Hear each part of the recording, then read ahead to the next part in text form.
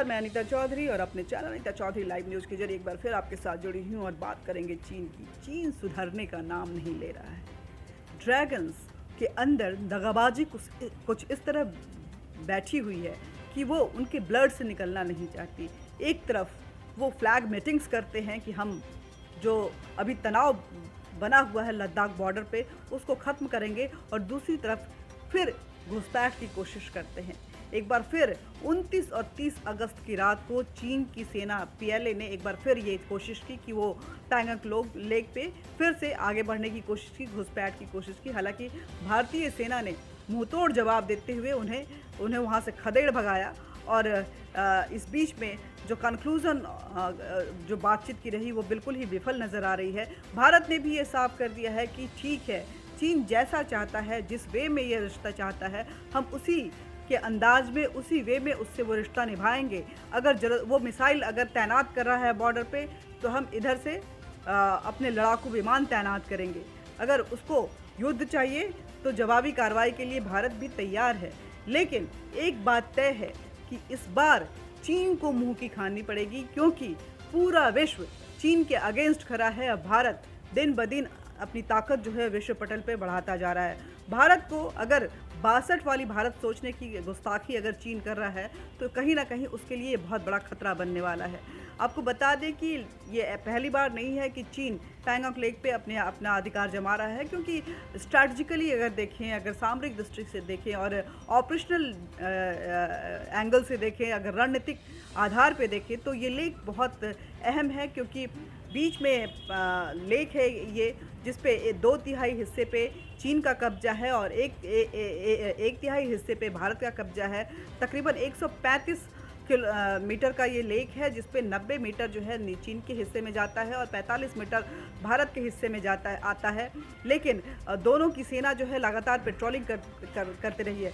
पहले ये था कि चीन लगातार सड़कें बना रहा था, वो ऐसी मजबूत सड़क बना रहा था कि अगर चाहे तो चीन किसी भी वक्त अपने सैनिक व्हीकल को, अपने सैनिक वाहनों को यहाँ पे ला सकता था और कुछ भी डिप्लॉयमेंट कर सकता था। आपको बता दें कि यहाँ से तकरीबन 2 से 4 घंटे का रास्ता जो है अंदर जो है वो भारत का जो अंदरूनी हिस्सा है लद्दाख का, वो आ जाता है। चुशुल, जहाँ पे फ्लैग मीटिंग्स होती रहती है, वो इसी हिस्से में आता है। और चुशुल ये इस वजह से ये स्ट्रैटेजिकली सामरिक दृष्टि से बहुत इम्पॉर्टेंट माना जाता है, क्योंकि अगर यहाँ पे युद्ध की नीति तैयार की जाए, यही वो पॉइंट था जहाँ पे 62 में चीन ने यहीं से अपने मुख्य अहम भूमिका निभाई थी, उस 62 के युद्ध में भारत को घेरने के लिए। लेकिन क्या है कि इन 5-6 सालों में भारत ने भी उस एरिया में अपनी बढ़त बना ली है।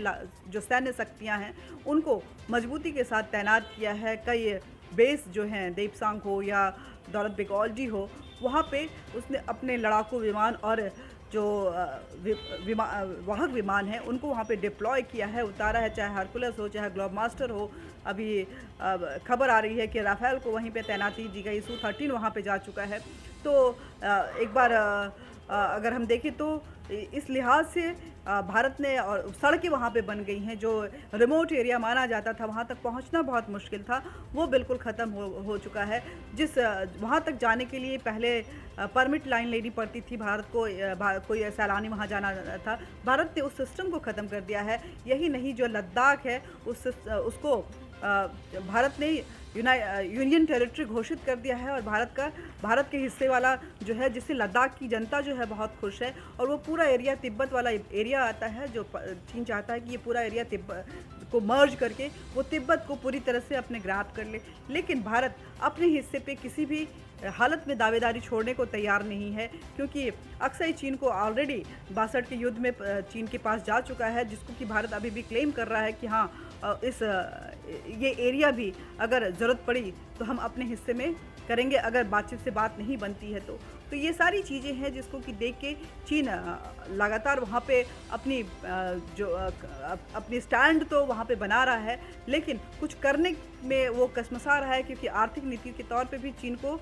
बहुत बड़ा झटका भारत की तरफ से दिया गया है। और चीन इस ऐसी हालत में है कि वो अगर ज़्यादा उछलता है तो उधर से अमेरिका उसकी तरफ बढ़ने को तैयार है। साउथ चाइना सी पे भी अगर देखें तो भारत ने अपने बहुत सारे जो पनडुब्बियाँ हैं उनको उतारा है, उन अपने जहाज़ों को उतारा है। अमेरिका उधर से अपने अपने जो खोजी पनडुब्बियाँ हैं उनको उनको उतार दिया है साउथ चाइना सी पे। वियतनाम अलग से अपने सारे जो फाइटर्स नेवल सिस्टम है उनको वहाँ पे डिप्लॉय कर दिया है। जापान भी उस एरिया में अपने आप को मजबूती के साथ खड़ा हुआ है। तो ऐसे में अगर कुछ भी चीन कुछ उलटफेर करने की कोशिश करता है तो जाहिर सी बात है भारत तैयार है। लेकिन इन सब के बीच में सबसे बड़ी खबर ये है कि भारत ने जो सैन्य अभ्यास होना था, सैन्य युद्धाभ्यास, जो मिलिट्री एक्सरसाइज चाइना, पाकिस्तान और भारत के बीच, संघाई देशों के बीच जो होनी थी रूस के अंदर में, भारत ने उससे मना कर दिया। भारत इस बार इसमें पार्टिसिपेट नहीं कर रहा है। हालांकि ऐसी खबर आ रही है कि चीन और पाकिस्तान वहां जा रहे हैं, लेकिन भारत ने इसे सिरे से खारिज कर दिया है।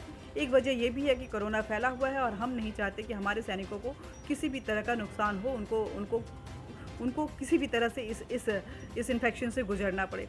तो लेकिन इन सब के बीच में जिस तरह से चीन आए दिन अपने आंख दिखा रहा है और उस एरिया पे अपना कब्जा बनाने की कोशिश कर रहा है, चाहे वो सीडीएस हों, चाहे एक्स मिलिट्री ऑफिसर्स हों या पूर्व सेना अध्यक्ष लोग हों, उनका यही कहना है कि यही वक्त है जब भारत को बताने की ज़रूरत है कि चीन तुम संभल जाओ, हम मजबूत हैं और तुम अगर आगे बढ़ते हो तो हम भी पूरी मजबूती के साथ तैयार हैं। अगर बर्बादी होती है तो अगर आँख दिखाओगे तो आँख निकालना भी भारत जानता है, और अगर युद्ध होता है, बर्बादी होती है, तो ये सिर्फ भारत की बर्बादी नहीं होगी, चीन की बर्बादी उससे दुगनी होगी। क्योंकि चीन जो झूठ बोल रहा था कि जब देपचांग वैली में स्याप के पास जब चीनी और हिंदुस्तानी सेना के बीच में मुठभेड़ हुई तो जो 20 जवान हमारे मारे गए थे, चीन मानने को तैयार नहीं था कि हाँ उसकी तरफ से भी किसी भी सेना को हताहत हुई है। लेकिन अभी वीडियो एंड फ़ोटो जो है वायरल हो चुके हैं, उसके कई पोर्टल्स पे ये खबरें भी चाइनीज़ पोर्टल्स पे चलनी शुरू हो गई हैं न्यूज़ में कि उसके 37 सैनिक जो हैं वो मारे गए हैं, जिनका वहाँ पे मेमोरी जो है मेमोरियल बना दिया गया है और उनको श्रद्धांजलि भी अर्पित की गई है। तो चीन चाहे जितना झूठ बोले और जितने अपने बचाव करे, जितने मजबूती के साथ खड़े रहे, लेकिन ये जो गहरा झटका चीन को लगा होगा कि 20 के बदले 37 जो गए हैं, तो चीन को याद रखने की ज़रूरत है कि अगर इस बार करता है तो ये तो एक बस ट्रेलर था। अगर चीन इधर रुख करता है तो कहीं ना कहीं उसको पूरी पिक्चर जब दिखाई जाएगी तो ये 20 के बदले 37 नहीं, पता नहीं क्या होगा। ये संख्या जो है 4 गुना 5 गुना भी बढ़ सकती है और चीन को मुंह की खानी पड़ सकती है। तो आज के लिए बस इतना ही। चीन को भारत की तरफ से संदेश है कि शांति प्रिय भारत को शांति के साथ रहने दे। चीन अगर डिस्टर्ब करना चाहता है तो भारत अपने सैन्य शक्तियों के साथ मुठभेड़ जवाब देने को तैयार है। आज के लिए बस मिलते रहेंगे, बातचीत करते रहेंगे, लेकिन बातचीत का ये सिलसिला जारी रहे, इसलिए ज़रूरी है कि आप हमारे चैनल को सब्सक्राइब करें, साथ में बेल बटन दबाएं और लाइक बटन जरूर दबाएं। साथ में अपने विचार साझा करने के लिए कमेंट बॉक्स में कमेंट करेंगे। आज के लिए बस इतना ही, तब तक के लिए नमस्कार।